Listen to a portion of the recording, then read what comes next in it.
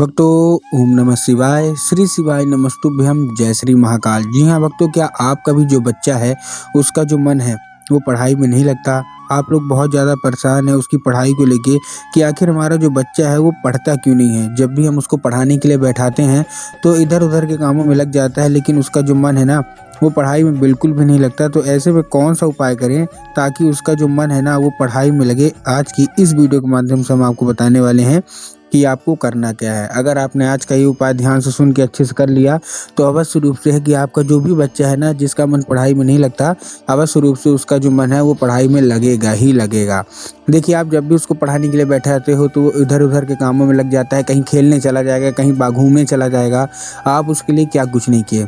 आपने बहुत ज़्यादा फीस भर दी उसके लिए, बहुत ज़्यादा आपने उसके लिए बहुत अच्छी कोचिंग ट्यूशन दे रही है, लेकिन फिर भी उसका जो मन है ना वो पढ़ाई की ओर आकर्षित नहीं हो रहा। तो ऐसे में कौन सा उपाय करें, आज की इस वीडियो के माध्यम से बताने वाले हैं। तो ध्यान से उपाय सुनिएगा, अच्छे से करिएगा। तो देखिए, आपको भी पता होगा कि जो पूज्य गुरुदेव की जो कथा होती है ना उसमें लाखों की भीड़ आती है। ठीक, क्या आती है?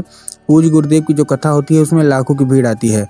और जब गुरुदेव की कथा में लाखों की भीड़ आती है तो वहाँ जितने भी भक्त रहते हैं, ज़्यादातर भक्त क्या करते हैं, पत्र के द्वारा अपनी मनोकामना गुरुदेव तक पहुंचाते हैं। आप सबको पता है।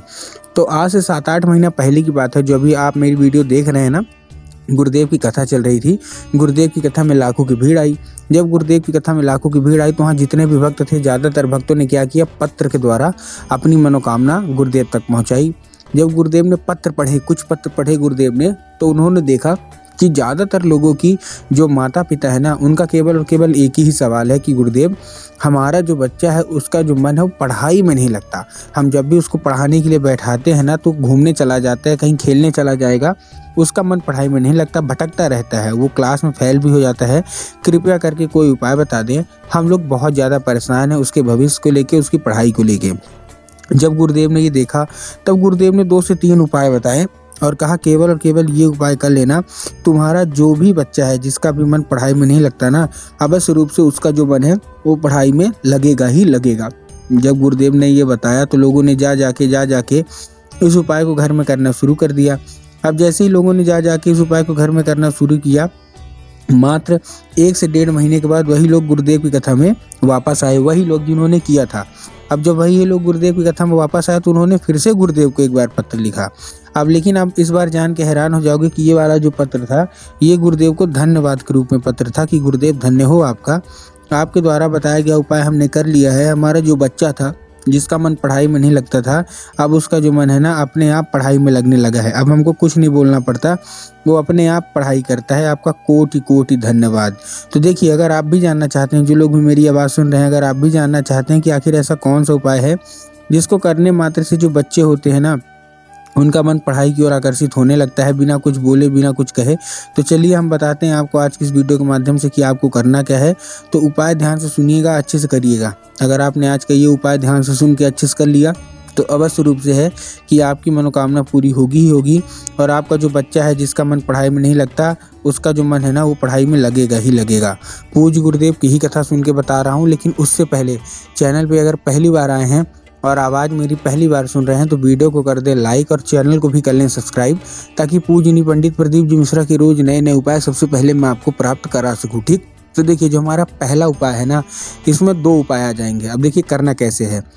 पहले मैं आपको क्या लेना है, अपने बच्चे से ही करवाना है ये उपाय। ध्यान रखिएगा, माता पिता के लिए अगला उपाय बताऊंगा, लेकिन जो पहला उपाय है ये आपको अपने बच्चे से कराना है। कराएंगे कैसे, देखिए, इस उपाय में आपको 3 काली तिल और 1 धतूरा चाहिए, पान का पत्ता चाहिए और शहद चाहिए। ध्यान से सुनिएगा, बिल्कुल गलती मत करिएगा। 3 काली तिल और 1 धतूरा, साथ में पान का पत्ता और शहद। ठीक, अब आपने 3 काली तिल और 1 धतूरा लिया, अपने बच्चे को दीजिए, उसको भेजिए सीधा सीधा शिव मंदिर। जैसे ही आपका बच्चा शिव मंदिर पहुंचेगा उसको क्या बोलना है, उसको बोलना है कि दक्षिण दिशा में खड़ा हो जाए। कहाँ? दक्षिण दिशा में, और उत्तर की ओर चेहरा कर ले। अब देखिए, दक्षिण और उत्तर में ना बहुत सारे लोग कंफ्यूज हो जाते हैं कि अरे दक्षिण क्या है, उत्तर क्या है, हमको थोड़ा साफ साफ बताओ। तब गुरुदेव ने साफ साफ बताया कि आप जिस भी शिव मंदिर जा रहे हैं ना उस शिव मंदिर का जिधर साइड जलाधारी होगा आपको अपना चेहरा उधर साइड करके खड़े हो जाना है। ठीक, आप खड़े हो गए। खड़े होने के बाद आपको एक नाम लेके, अपने बच्चों को बोलेगा कि एक नाम लेके, महादेव का सुंदर सा नाम है श्रम्भेश्वर महादेव। कौन से? महादेव का ही बहुत ही सुंदर सा नाम है श्रम्भेश्वर महादेव।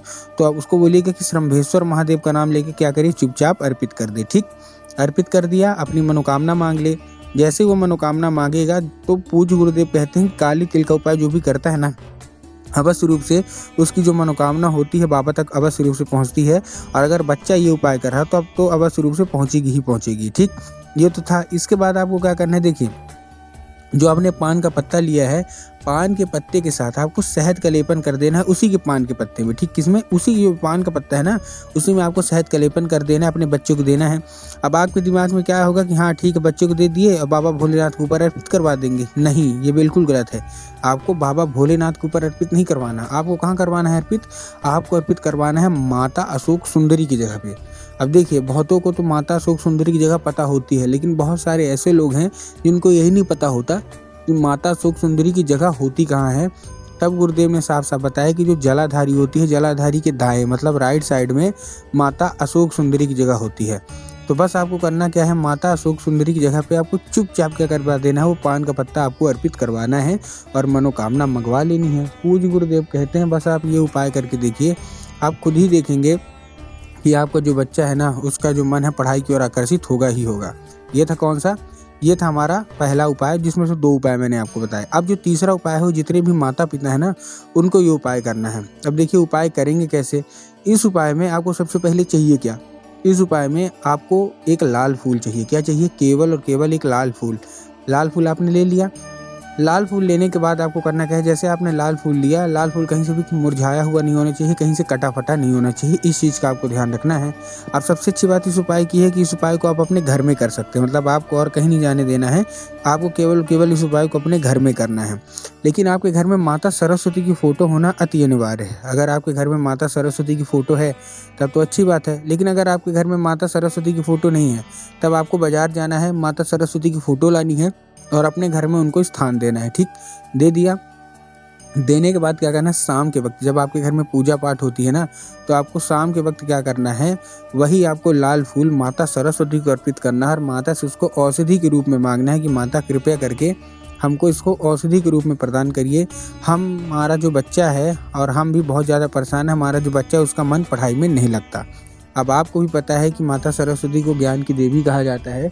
तो बस आपको करना क्या है, अर्पित किया। अर्पित करने के बाद आपको करना क्या है, वो लाल फूल उठाना है और उसी शाम, मतलब अर्पित कर दिया, औषधि के रूप में मांग लिया, आप अपने काम धाम में लग जाइए। उसी शाम जब आपका बच्चा रात को खाना पीना खा के सो जाए तो आपको वो लाल फूल उठाना है और अपने बच्चे के माथे पे 2 से 3 बार आपको फेर देना है बस। पूज्य गुरुदेव कहते हैं कि अगर आपने ये फेर दिया तो स्वयं माता सरस्वती फूल के जरिए उसके अंदर प्रवेश कर जाती हैं और उसका जितना भी दिमाग बाकी कामों में लगता है वहाँ से न लग के केवल और केवल उसका जो काम मन है ना, वो पढ़ाई की ओर लगेगा ही लगेगा। तो उम्मीद करता हूँ आज के जितने भी उपाय मैंने बताए आपको सारे के सारे समझ में आ गए होंगे। उपाय अच्छे लगे हों तो कमेंट बॉक्स में हर हर महादेव अवश्य रूप से लिख दें।